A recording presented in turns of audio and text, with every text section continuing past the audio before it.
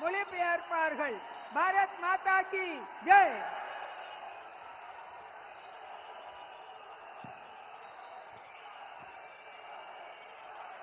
என் அன்பார்ந்த தமிழ் சகோதர சகோதரிகளே, वणक्कम। सबसे पहले तो मैं आप सबकी क्षमा मांगता हूं, क्योंकि मैं तमिल में बोल नहीं पाता हूं और इसके लिए आप सब मुझे क्षमा करेंगे। நண்பர்களே, நான் உங்களிடத்தில் இந்த தமிழில் பேசாமல் இருப்பதற்கு உங்களுக்கு என்னுடைய வருத்தத்தை தெரிவித்துக் கொண்டு என்னுடைய உரையை நான் ஆரம்பிக்கின்றேன்। दूसरा, 14 अप्रैल को हमारा नववर्ष आरंभ हो रहा है। मैं आप सबको नववर्ष की अनेक अनेक शुभकामनाएं देता हूं और मुझे पक्का विश्वास है कि आने वाला वर्ष तमिलनाडु के विकास की यात्रा को और मजबूत बनाएगा और ये चुनाव, उसमें आपका उत्साह, उमंग, नई ताकत भर देगा। நண்பர்களே, இந்த 2024ஆம் ஆண்டு வர இருக்கின்ற தமிழ் புத்தாண்டு தினத்திற்கு என்னுடைய வாழ்த்துக்களை அத்தனை பேருக்கும் நான் தெரிவித்துக் கொள்கிறேன்। வருகின்ற ஆண்டு நம்முடைய அத்தனை பேருக்கும் வளர்ச்சி மிகுந்த ஒரு ஆண்டாக, மிக சிறப்பானது ஒரு ஆண்டாக அமைவதற்காக நான் உங்கள் அத்தனை பேருக்கும் வாழ்த்துக்களை உங்களோடு நான் பரிமாறிக்கொள்வதிலே மிக்க மகிழ்ச்சி அடைகின்றேன்। जो लोग दिल्ली में बैठे हैं उनको शायद पता नहीं चलता होगा कि वेलूर की धरती, तमिलनाडु की धरती नया इतिहास बनाने जा रही है। டெல்லியில் அமர்ந்தவருக்கு என்ன தெரியும், வேலூரை இத்தனை பெரிய எழுச்சியான ஒரு கூட்டம் இருந்திருப்பதை இன்றைக்கு அத்தனை பேரும் டெல்லியிலிருந்து பார்த்துக் கொண்டிருப்பார்கள்। ये आपका प्यार, ये आपके आशीर्वाद, तमिलनाडु के प्रति मेरा जो समर्पण है, उस समर्पण को और अधिक प्रेरणा देते हैं और अधिक पवित्र बना देते हैं। और इसलिए मैं तमिलनाडु के लोगों का जितना अभिनंदन करूं उतना कम है। நண்பர்களே, உங்களுடைய அன்பு அத்தனை எனக்கு இருக்கின்றது, உங்களுடைய ஆசீர்வாதம் எனக்கு இருக்கின்றது। ஆகவே என்னுடைய அத்தனையும் நான் உங்களுக்கு அர்ப்பணமாக செய்து கொண்டு இந்த தமிழ்நாடு தமிழ் மக்களுக்காக என்னுடைய அத்தனையும் நான் வளர்ச்சிக்காக நான் என்னுடைய முழு திறமையை பயன்படுத்த உங்களுக்கு சொல்லிக் கொள்கின்றேன்। वेलूर की ऐतिहासिक, पौराणिक और वीरता से भरी इस धरती को मैं श्रद्धापूर्वक प्रणाम करता हूं। मैं यहां विराजमान जलगंडेश्वर शिव और भगवान मुरुगन के चरणों में नमन करता हूं। ब्रिटिश रूल के खिलाफ इस धरती पर बहुत बड़ी क्रांति हुई थी और वही वेलूर फोर्ट और वेलूर की धरती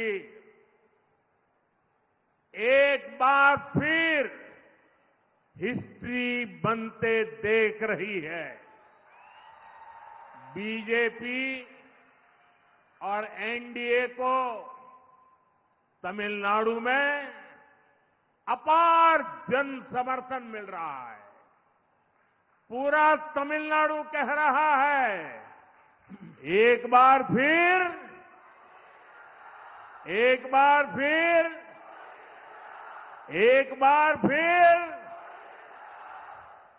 நண்பர்களே, இந்த வரலாற்று சிறப்புமிக்க இந்த மிக பழமையான இந்த வேலூர் நகரத்திலே அதுவும் துணிச்சலுக்கு பெயர் போன வீரத்திற்கு பெயர் போன இந்த வேலூர் நகரத்தில் நான் தலைவணங்கி உங்கள் அத்தனை பேருக்கு வணக்கத்தை தெரிவித்துக் கொள்கின்றேன். இங்கே அருள் பாலித்துக் கொண்டிருக்க ஜலகண்டேஸ்வர சிவனை வணங்கி முருகப்பெருமானை கடவுள் முருகப்பெருமானை வணங்கி அவர் பாதங்களை தொட்டு நான் மீண்டும் எனது வணக்கங்களை தெரிவித்துக் கொள்கிறேன்.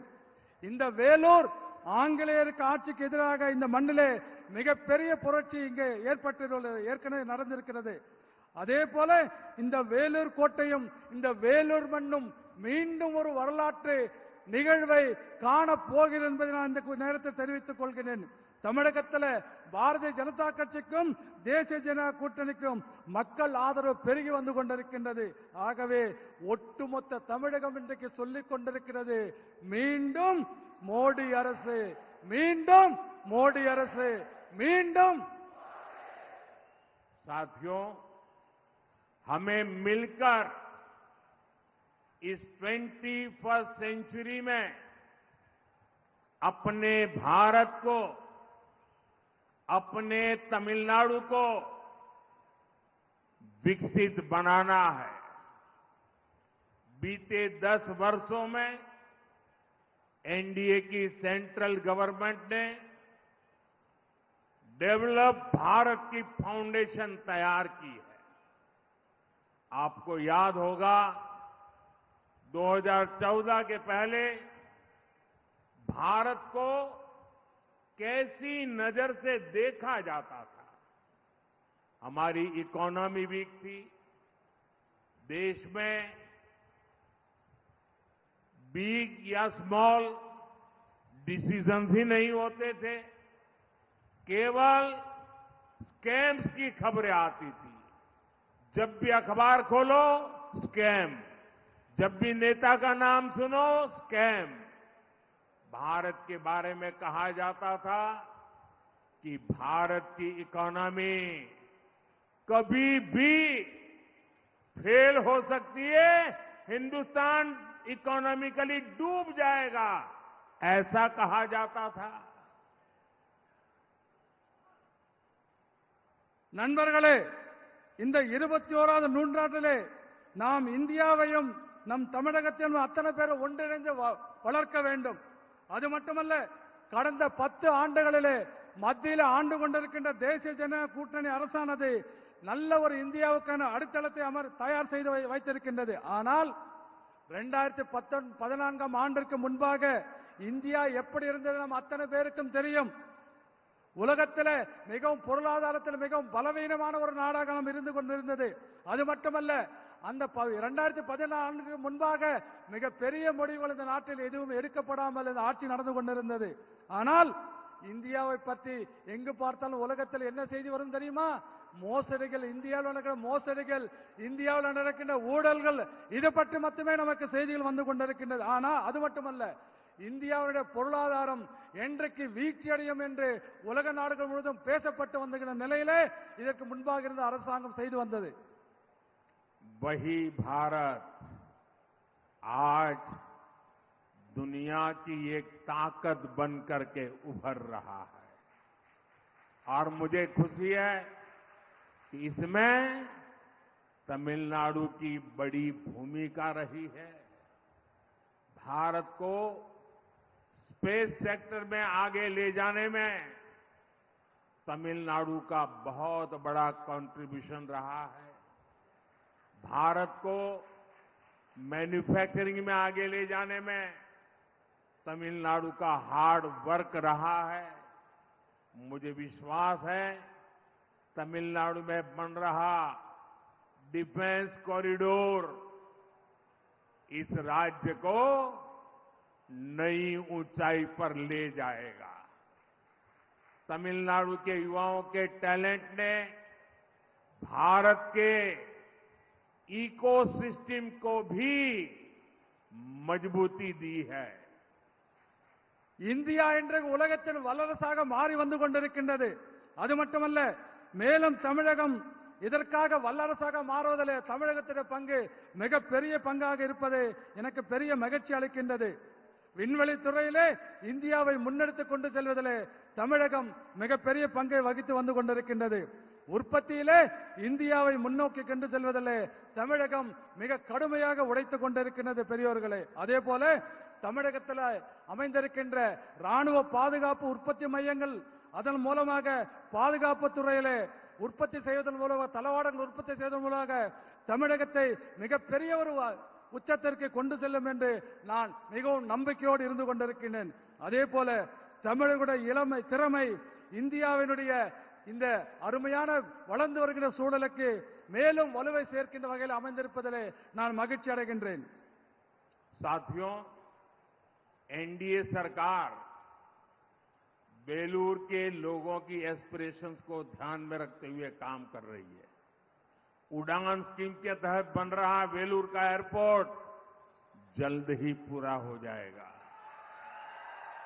इससे बेलूर एयर कनेक्टिविटी के मैप पर आ जाएगा। इससे यहां पढ़ने वाले स्टूडेंट्स को भी बहुत हेल्प होगी।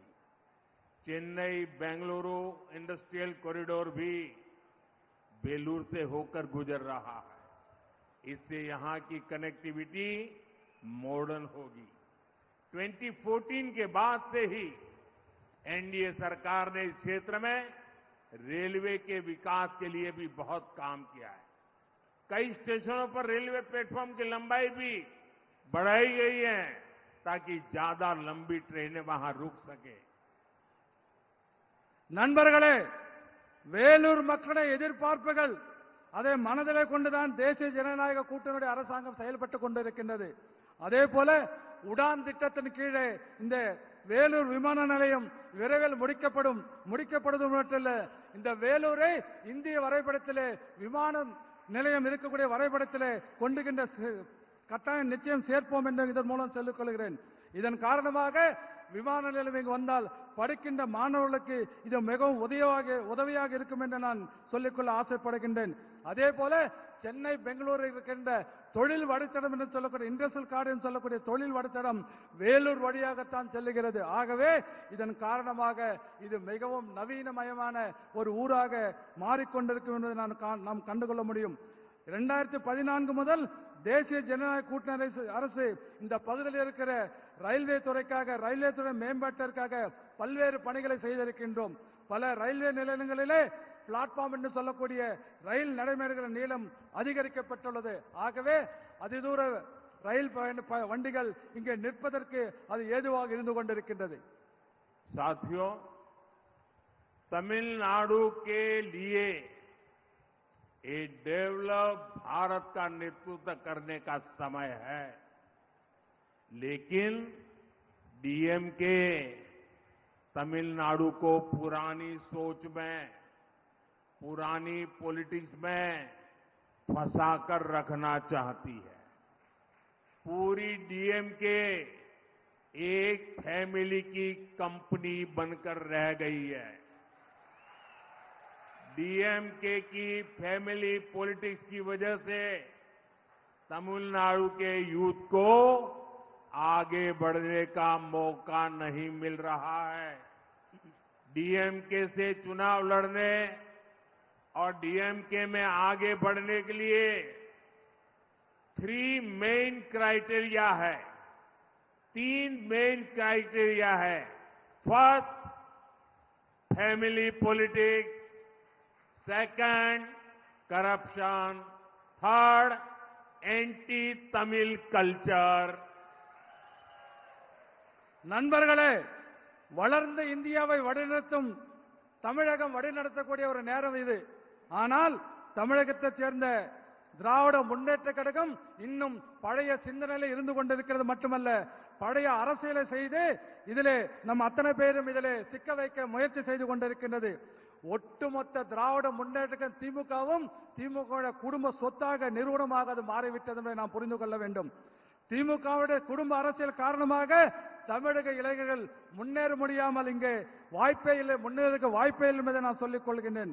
அதே போல திராவிட முன்னேற்ற கழகம் திமுக இருந்து நீங்கள் தேர்தலில் போட்டி போடணும்னு சொன்னா அதுல 3 விஷயம் திமுகவில் முக்கியமா வச்சிருக்காங்க. ஒன்னு, நீங்க மிகப்பெரிய குடும்பத்திலிருந்து வந்திருக்க, அரசியல் குடும்பத்தில் வந்திருக்கணும். 2வது, ஊழல் பண்ணணும். ஊழல் தான் மிகப்பெரிய அளவுகோல் உங்களுக்கு தெரிஞ்சிருக்கணும். அடுத்து இரண்டாவது மூன்றாவது தமிழை கலாச்சாரத்தை எதிர்க்க வேண்டும். இது மூன்றையும் வைத்துக் கொண்டு திராவிட முன்னேற்ற கழகம் இது தமிழகத்தை பின்னோக்கி அழைத்து சென்று கொண்டிருக்கிறது. करप्शन पर तो डीएमके ने पहला कॉपीराइट करवाया हुआ है. पूरी फैमिली मिलकर तमिलनाडु को लूटने का काम कर रही है. अभी खुलासा हुआ है कि सैंड स्मगलर्स ने 2 इयर्स में तमिलनाडु का 4600 करोड़ रुपीस का लॉस किया है. आप कल्पना करिए, पूरे तमिलनाडु में लूट का कितना बड़ा खेल चल रहा है. हम केंद्र सरकार से तमिलनाडु के लिए विकास के लिए हजारों करोड़ रुपए भेजते हैं. ये पैसा भी डीएमके के करप्शन की भेंट चढ़ जाता है. ஊழலுக்கு முதல் உரிமை காப்பீட்டு உரிமை யார் வச்சிருக்காங்கன்னா திமுக தான் அந்த ஊழலை செய்வதற்கு ஒட்டுமொத்த அத்தாரிட்டி அந்த தமிழ்நாட்டில் இருந்து கொண்டிருக்கின்றது. அதே போல ஒட்டுமொத்த குடும்பமும் சேர்ந்து தமிழகத்தை கொள்ளையடிக்கிறத எந்த வேலையும் செய்யறதில்ல, வெறும் கொள்ளையடிக்கிறத மட்டுமே தமிழ்நாட்டில் திமுக குடும்பம் செய்து கொண்டிருக்கிறது. கடந்த 2 வருஷத்துல மணல் கொள்ளைக்காரர்கள் மட்டும் கிட்டத்தட்ட 4600 கோடி ரூபாய்க்கு இழப்பு ஏற்படுகிற வகையில மணல் இங்கே கொள்ளையடிக்கப்பட்டிருக்கின்றது. அப்படி பார்த்தா கொஞ்சம் கற்பனை பண்ணி பாருங்க, தமிழ்நாடு முழுவதும் எந்த அளவுக்கு இந்த கொள்ளையடிக்கின்ற விளையாட்டு சர்வ சாதாரணமாக நடந்து கொண்டிருப்பதை நாம கொஞ்சம் கற்பனை செய்து பார்க்க வேண்டும். அதே போல தமிழகத்துடைய வளர்ச்சிக்காக ஆயிரக்கணக்கான கோடி ரூபாய்களை மத்திய அரசாங்கத்தை நாம் இங்க அனுப்பிச்சிட்டு இருக்கோம். ஆனா அதை திமுக தன்னுடைய ஊழலுக்காக பயன்படுத்திக் கொண்டு முழுவதுமாக ஊழல் செய்து அதை கலிபரம் செய்து கொண்டிருக்கின்றது. डीएमके ने तमिलनाडु और देश के भविष्य, हमारे छोटे छोटे बच्चों को नहीं छोड़ा है. स्कूल तक ड्रग्स कारोबार का शिकार हो गए हैं. इन ड्रग्स माफियाओं को किसका संरक्षण हासिल है? एनसीबी ने जिस ड्रग लॉर्ड को गिरफ्तार किया है, उसके संबंध किस फैमिली से है, ये पता चलना ही चाहिए. इस चुनाव में तमिलनाडु की जनता इन सब पापों का हिसाब करेगी. அது மட்டுமல்ல, தமிழகத்துடைய எதிர்காலம், நாட்டுடைய எதிர்காலம் இது மட்டும் பாழடிக்கவில்லை. சின்ன சின்ன குழந்தைகள், தமிழ்நாட்டுக்கு சின்ன குழந்தைகளை கூட திமுகவில் காப்பாற்ற முடியவில்லை. காரணம், பள்ளிக்கூடங்களில் இன்னைக்கு போதைப் பொருட்கள் மிக வியாபார கூடமாக இன்றைக்கு பள்ளிக்கூடங்களில் போதைப் பொருள் விற்கப்பட்டு வந்து கொண்டிருக்கின்றது. அது மட்டுமல்ல, இந்த போதை மாஃபியாக்கள், இந்த கும்பல், போதை கடத்துகின்ற கும்பல், இதுக்கு யார் பாதுகாப்பு கொடுக்கறாங்க, யாருடைய பாதுகாப்புல இருக்குன்னு தெரியுமா உங்களுக்கு? என்சிபியால கைது செய்யப்பட்ட இந்த போதைப் பொருள் கள்ளக்கடத்தல் தலைவன் எந்த குடும்பத்தோடு தொடர்பு இருக்கான்னு உங்களுக்கு தெரியுமா? ஆகவே இந்த பாவங்கள் அத்தனைக்கும் வருகின்ற தேர்தலில் மக்கள் தக்க பாடம் புகட்டுவார்கள் என்று நான் உறுதியோடு சொல்லுகின்றேன்.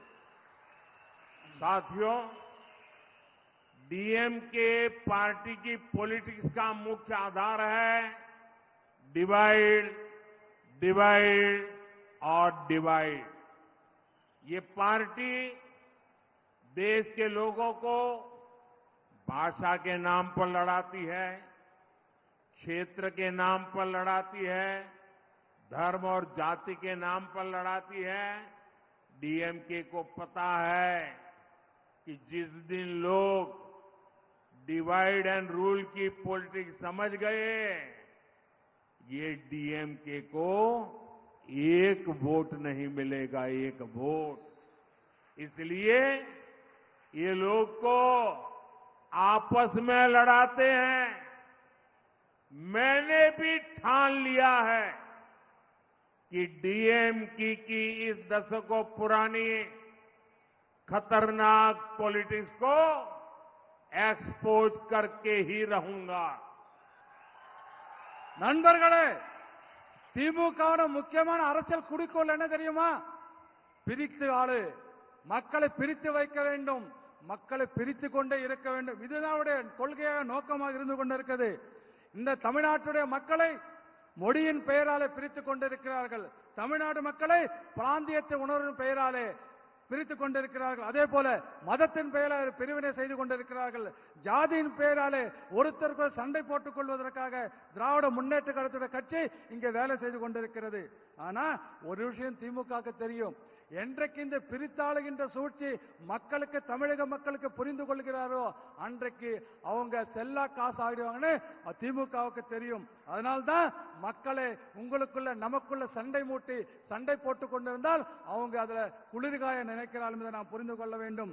ஒரு விஷயம் நான் உறுதியோடு சொல்லிக் கொள்கிறேன், திமுக இந்த 50 ஆண்டு காலமாக என்னவெல்லாம் இந்த ஊழல்களை ஒரு மோசமான ஆபத்தான அரசியல் செய்து கொண்டிருக்கிறதோ அதை நான் தொடர்ந்து அம்பலப்படுத்துவதிலே நான் இன்றைக்கும் உறுதியோடு இருந்து கொண்டிருக்கிறேன் என்பதை நான் சொல்லிக் கொள்கின்றேன். काशी तमिल संगमम हो, सौराष्ट्र तमिल संगम हो, मेरा प्रयास होता है कि पूरा देश हमारी महान तमिल संस्कृति को जाने। और आज जब मैं वेलूर आया हूं तो मैं काशी का सांसद हूं, आप सबको कहता हूं आप काशी आइए, मैं निमंत्रण देने आया हूं। काशी तमिल संगमम को और शानदार बनाइए। दूसरा, मैं गुजरात में पैदा हुआ हूं, यहां भी गुजरात के बहुत परिवार रहते हैं, सैकड़ों परिवार हैं यहां हमारे कच्छ के।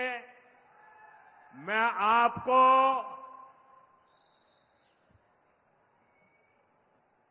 सौराष्ट्र तमिल संगम के लिए भी एक गुजराती के नाते निमंत्रण देता हूं। और जो यहां सौराष्ट्री तमिल है वो अपने गांव आए, अपनी कुलदेवता को दर्शन करे, ये हमेशा मेरा आपको निमंत्रण है। मैं यूनाइटेड नेशंस में तमिल भाषा में बोलने का प्रयास करता हूं ताकि पूरी दुनिया को पता चले कि हमारी तमिल विश्व की सबसे प्राचीन भाषा है। मेरे इन प्रयासों के बीच डीएमके की सच्चाई क्या है? मैंने जब संसद में तमिलनाडु के गौरव पवित्र सेंगोल की भारत की पार्लियामेंट में स्थापना करवाई तो डीएमके पार्टी ने उसका भी बायकॉट किया था। காசி தமிழ் சங்கம், அதே போல சௌராஷ்டிர தமிழ் சங்கம் எதுவாக இருந்தாலும் கூட நமது மகத்தான பண்பாட்டை இந்த நாடு முழுவதும் அறிய வேண்டும் என்பது எனது முயற்சியாக இருந்து கொண்டிருக்கிறது. நான் காசியினுடைய நாடாளுமன்ற உறுப்பினராக இங்க வந்திருக்கின்றேன். ஆகவே குஜராத்தில் கூட நான் இருந்திருக்கேன். இங்க குஜராத் மக்கள் நிறைய பேர் வந்திருக்கீங்க, எனக்கு தெரியும். ஆகவே அதற்காக சௌராஷ்டிரா தமிழ் சங்கம் என்று கூட நான் இங்க ஏற்பாடு செய்திருக்கின்றேன். அது மட்டுமல்ல, ஐக்கிய நாடுகள் சபையில, யுஎன் சபையில், ஐக்கிய நாடுகள் சபையிலே நான் தமிழ் மொழியிலே பேசுவதற்கு முயற்சி செய்து கொண்டிருக்கின்றேன். ஆனால் செய்வது மட்டுமல்ல, உலகத்திலேயே மிகவும் பழமையான மொழி தமிழ் மொழி என்பதை உலகம் முழுவதும் சொல்வதற்காக நான் முயற்சி செய்து கொண்டிருக்கின்றேன். ஆனால் என்னுடைய இந்த முயற்சிகளுக்கு திராவிட முன்னேற்ற கழகம் திமுக என்ன தெரியுமா, நிலைப்பாடு என்ன தெரியுமா? நாடாளுமன்றத்தில் தமிழகத்திலிருந்து வந்திருக்கக்கூடிய புனிதமான செங்கோலை நாடாளுமன்ற மைய மண்டபத்தில் நான் வைக்கின்ற பொழுது திராவிட முன்னேற்ற கழகம் அதை புறக்கணித்து என்பதை நீங்க இந்த திமுக புறக்கணிப்பதை நாம் புரிந்து கொள்ள வேண்டும். साथियों, कांग्रेस और डीएमके पार्टी के एक और पाखंड की चर्चा आज पूरा देश कर रहा है। जब कांग्रेस की सरकार थी तब कई दशक पहले इन लोगों ने कच्चा तीवू आइलैंड श्रीलंका को दे दिया। किस कैबिनेट में ये निर्णय हुआ, किसके फायदे के लिए फैसला हुआ, इस पर कांग्रेस की बोलती बंद है। बीते वर्षों में उस आइलैंड के पास जाने पर तमिलनाडु के हजारों मछुआरे गिरफ्तार हुए हैं, उनकी बोटें गिरफ्तार कर ली गई है। गिरफ्तारी पर कांग्रेस और डीएमके झूठी हमदर्दी दिखाते हैं, लेकिन ये लोग तमिलनाडु के लोगों को ये सच नहीं बताते कि कच्चा तीवू आइलैंड उन्होंने श्रीलंका को दे दिया और तमिलनाडु की जनता को अंधेरे में रखा था। एनडीए सरकार ऐसे मछुआरों को निरंतर रिहा कराकर वापस ला रही है। इतना ही नहीं, 5 मछुआरों को फांसी की सजा कर दी थी श्रीलंका ने, मैं उनको भी जिंदा वापस लौट के आया था। डीएमके कांग्रेस सिर्फ मछुआरों के ही नहीं बल्कि देश के भी गुनहगार है। நண்பர்களே, இன்று நாடு முழுவதும் காங்கிரஸ் திராவிட முன்னேற்ற திமுகவுடைய ஒரு போலியான முகம் என்று மக்களுக்கு புரிந்து விவாதித்துக் கொண்டிருக்கின்றது. காங்கிரஸ் ஆட்சியில் இருந்தபோது பல ஆண்டுகளுக்கு முன்பாக நம்முடைய கச்சத்தீவை இலங்கைக்கு இவர்கள் தாரை வார்த்து கொடுத்து விட்டார்கள். எந்த அமைச்சரவை இந்த முடிவெடுக்கப்பட்டது நமக்கு அத்தனை பேருக்கும் தெரியும். யாருடைய நலனுக்காக இது எடுக்கப்பட்டது மக்களுக்கு தெரியும். ஆனால் இதை சொல்லாமல் காங்கிரஸ் கட்சி இன்றைக்கு மௌனம் சாதித்துக் கொண்டிருக்கின்றது. அது மட்டுமல்ல, பல ஆண்டு காலமாக தமிழகத்தைச் சேர்ந்த ஆயிரக்கணக்கான மீனவர்கள் அந்த தீவுக்கு அருகே சென்றால் கைது செய்யப்பட்டுக் கொண்டிருக்கிறார்கள். காங்கிரசும் திராவிட முன்னேற்ற கழகம் திமுகவும் இவர்கள் மீது ஒரு பொய்யான அனுதாபத்தை மட்டுமே காட்டிக் கொண்டிருக்கின்றது. ஆனால் கச்சத்தீவு இலங்கைக்கு நாங்கள் தான் கொடுத்தோம் என்ற உண்மை இவர்கள் மக்களுக்கு சொல்வதே இல்லை. இத்தகைய மீனவர்களை கடந்த 10 ஆண்டு காலமாக பல்வேறு முறையிலே தேசிய ஜனநாயக கூட்டணி அரசாங்கம் அவர்களை விடுவித்துக் கொண்டிருக்கின்றோம். அது மட்டுமல்ல, 5 பேர் தூக்கு தண்டனை பெற்ற 5 பேர் தமிழக மீனவர்களை நான் பொறுப்பேற்றுக் கொண்ட பிறகு இலங்கையில் இருந்து அவர்களுக்கு தண்டனை ரத்து செய்து அழைத்து நான் இங்கு வந்திருக்கிறேன் என்பதும் நீங்கள் புரிந்து கொள்ள வேண்டும். அது ஆகவே திமுகவும் காங்கிரசும் மீனவர்களுக்கு மட்டுமல்ல இந்த தமிழ்நாட்டிற்கு துரோகம் செய்தவர்கள் என்பதை நாம் புரிந்து கொள்ள வேண்டும். साथियों, मेरे मन में बेलूर के लिए हमेशा से एक विशेष श्रद्धा रही है। जब मैं गुजरात का सीएम था तब भी मैं श्रीपुरम नारायणी मंदिर यानी गोल्डन टेम्पल आया था। तमिलनाडु तो शक्ति की उपासना करने वाले लोगों की धरती है, लेकिन इंडी अलायंस के लोग इसी शक्ति का भी अपमान करते हैं। आपको याद होगा कांग्रेस के युवराज ने क्या कहा है, हिंदू धर्म में जो शक्ति है वो उस शक्ति का विनाश करेंगे। यही मानसिकता डीएमके की भी है। ये लोग एक सनातन के विनाश की बात करते हैं, राम मंदिर का बहिष्कार करते हैं। நண்பர்களே, வேலூர் மீது எனக்கு எப்போதும் ஒரு தனியான ஒரு மரியாதை இருந்து கொண்டிருக்கிறது. ஏனென்று சொன்னால், நான் குஜராத்தில் முதலமைச்சராக இருந்தபோது இங்கு இருக்கக்கூடிய ஸ்ரீபுரம் நாராயண கோயிலுக்கு தங்க பொற்கோயிலுக்கு நான் வருகை தந்திருக்கின்றேன். தமிழ்நாடு பெண் சக்தியை வலுவென்ற பெண் சக்தியை ஆராதிக்கின்ற ஒரு மண்ணாக இந்த மண் தமிழக மக்கள் இருந்து கொண்டிருக்கிறார்கள். ஆனால் இந்தி கூட்டணி மக்கள், இந்து கூட்டணியை சேர்ந்தவர்கள் இதை பெண்களை மதிப்பது மட்டுமல்ல அவமதித்துக் கொண்டிருக்கிறார் என்பதை நாம் புரிந்து கொள்ள வேண்டும். இந்து மதத்தில் இருக்கின்ற பெண் சக்தியை நான் அழிப்பேன் என்று இந்த காங்கிரஸ் கட்சியோட இளவரசர் ராகுல் காந்தி இந்து தர்மத்தை அழிப்பேன், இந்த சக்தியை அழிப்பேன் என்று சொன்னது உங்கள் அத்தனை பேருக்கும் நினைவிருக்கலாம். திமுக மட்டும் ஒன்றும் சரியில்லை, திமுகவுக்கும் அதே மனநிலை தான் உங்களுக்கு. சனாதனத்தை அழிப்பேன் ஒருத்தன் பேசுறான், அதே போல ராமர் கோயிலை புறக்கணிப்போம் என்று அவர்கள் பேசிக் கொண்டிருக்கிறார்கள். डीएमके और इंडी गठबंधन महिलाओं के अपमान में भी पीछे नहीं है। इन्होंने अम्मा जयललिता के साथ कितना गलत व्यवहार किया था।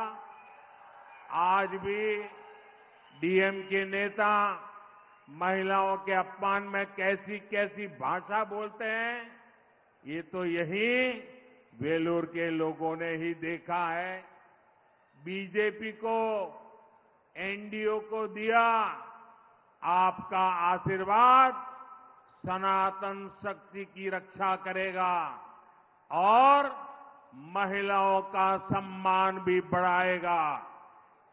பெண்களை இழிவுபடுத்துவதில் திமுகவும் இந்த கூட்டணியும் ஒரே வாரி கைகொத்து கொண்டு வேலை செய்து கொண்டிருக்கிறார்கள். ஆகவே அவளுக்கு இரு வேறுபாடே கிடையாது. ரெண்டு பேரும் பெண்களை அவமதிப்பதிலே ஒரே கூட்டணியாக இருந்து கொண்டிருக்கிறார்.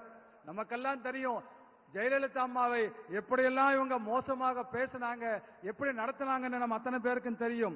அதே போல இன்றைக்கு கூட திமுகவுடைய தலைவர்கள் பெண்களை இழிவுபடுத்துவதாக பேசிக் கொண்டிருக்கிறார்கள். அதுல வேலூர் மக்களும் நாமளும் நீங்களும் அதை பார்த்திருக்கீங்கன்னு எனக்கு தெரியும். அதே போல பாரதிய ஜனதா கட்சியும் தேசிய ஜனதா கூட்டணிக்கும் உங்களுடைய ஆசீர்வாதம் இருக்கின்ற காரணத்தினாலே இந்த பெண்கள் சக்தியை நாங்கள் பாதுகாப்பது மட்டுமல்ல, பெண்களுக்குரியான மரியாதை நாங்கள் உங்களுக்கு மீட்டுக் கொடுத்து அதிகரிப்போம் என்பதை இந்த நேரத்தில் நான் சொல்லிக் கொள்கின்றேன். साथियों,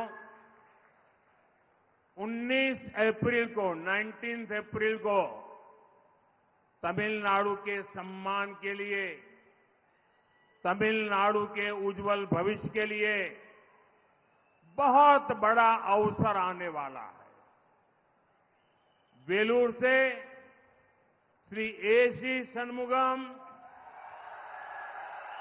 धर्मपुरी से श्रीमती सौम्या अम्बुमणि, कृष्णागिरी से श्री सी नरसिम्हन, अरक्कोणम से श्री के बालू, तिरुवन्नामलाई से श्री ए अश्वत्थामन और आरडी से श्री ए गणेश कुमार, ये आपके सपनों और आकांक्षाओं के लिए काम करेंगे। 19 अप्रैल को एनडीए के पक्ष में आपका एक एक वोट तमिलनाडु के भविष्य की गारंटी बनेगा। इदो मोदी इन गारंटी।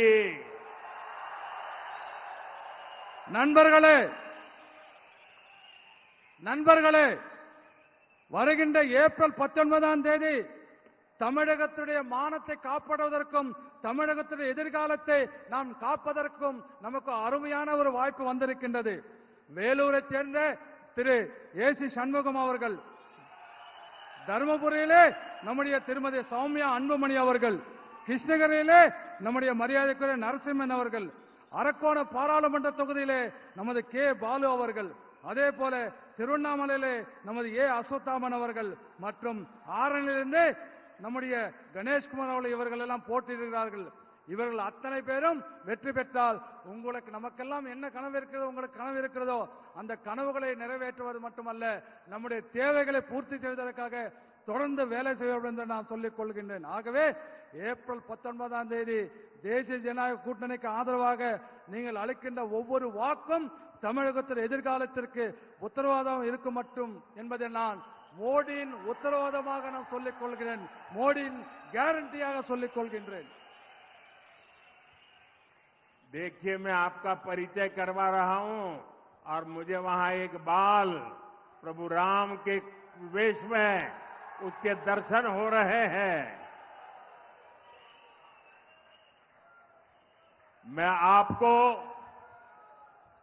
ये भी बताना चाहूंगा कि मेरे भाषण मैंने पहले भी कहा था, मैं तमिल बोल नहीं पाता हूं, लेकिन मैं आपके साथ जीना चाहता हूं। मेरे दिल में आपको रखना चाहता हूं। आपके दिल में मैं हमेशा रहना चाहता हूं।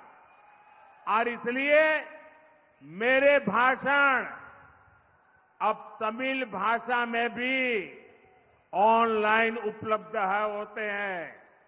आप सोशल मीडिया एक्स पर नमो इन तमिल NAMO नमो इन तमिल को फॉलो करिए। आप मुझे तमिल भाषा में सुन पाएंगे। ये टेक्नोलॉजी का मैं उपयोग कर रहा हूं। और मेरा एक आपसे प्रार्थना है, मैं आज वेलूर आया हूं, मेरी आपसे प्रार्थना है कि आप घर घर जाइए और हर परिवार में जाकर के बताना कि अपने मोदी जी वेलूर आए थे और मोदी जी ने आपको वणक्कम भेजा है। मेरा वणक्कम पहुंचाइए। நண்பர்களே, உங்களுடைய மகிழ்ச்சியெல்லாம் பார்க்கின்ற பொழுது எனக்கு மிகப்பெரிய நம்பிக்கை வந்திருக்கின்றது. இப்பொழுது என்னுடைய உரைகள் எல்லாம் இப்பொழுது உங்களுக்கு ஆன்லைன்ல தமிழ் மொழியில் உங்களுக்கு கிடைக்கிறது என்பதை இந்த நேரத்தில் நான் சொல்ல விருப்பப்படுகின்றேன். சமூக ஊடகங்களில் இருக்கின்ற எக்ஸ் வலைத்தளத்திலே நமோ இன் தமிழ் NAMO நமோ இன் தமிழ் என்ற அந்த இணைப்பை நீங்கள் பின்தொடர்ந்தால் தமிழ் நீங்கள் நான் பேசுவதெல்லாம் தமிழில் கூட கேட்க முடியும். தகவல் தொழில்நுட்பத்தை தமிழை வளர்ப்பதற்கு நான் இப்படியாக நான் பயன்படுத்திக் கொண்டிருக்கிறேன். அது மட்டுமல்ல, நான் வேலூருக்கு வந்திருக்கின்றேன். இதை அத்தனை வீடு வீடாக செல்லுங்கள். வேலூர் பாராளுமன்றத்திலே அத்தனை மக்களுக்கும் சொல்லுங்கள், மோடி வேலூருக்கு வந்திருந்தார், அவருடைய வணக்கங்களை தெரிவித்தார், அவருடைய வாழ்த்துக்களை தெரிவித்தார் என்று ஒவ்வொரு வீடாக சென்று நீங்கள் இந்த என்னுடைய வேண்டுகோளையும் என்னுடைய வாழ்த்துக்களையும் சொல்ல வேண்டும் என்று உங்களை கேட்டுக்கொள்கிறேன். आप सबका इतनी बड़ी विशाल संख्या में हमें आशीर्वाद देने के लिए आए, मैं आपका हृदय से बहुत बहुत धन्यवाद करता हूं। वणक्कम। பெரியார்களே, இவ்வளவு பெரிய ஒரு கூட்டத்திலே எனக்கு ஆசி வழங்குவதற்காக, எனக்கு ஆதரவு கொடுப்பதற்காக இத்தனை பெரிய கூட்டம் வந்திருக்க உங்கள் அத்தனை பேருக்கும் என்னுடைய நன்றியை, மனமார்ந்த நன்றியை தெரிவித்துக் கொண்டு உங்கள் அத்தனை பேருக்கும் என்னுடைய வணக்கங்களை தெரிவித்துக் கொள்கிறேன். நன்றி, வணக்கம். भारत माता की। पूरी ताकत से बोलिए, भारत माता की। எல்லாரும் ரெண்டு கையெழுத்து. भारत माता की ஜெய். भारत माता की ஜெய். वंदे वंदे वंदे மாதரம். वंदे மாதரம். वंदे மாதரம். वंदे மாதரம். वंदे மாதரம். वंदे மாதரம். वंदे மாதரம்.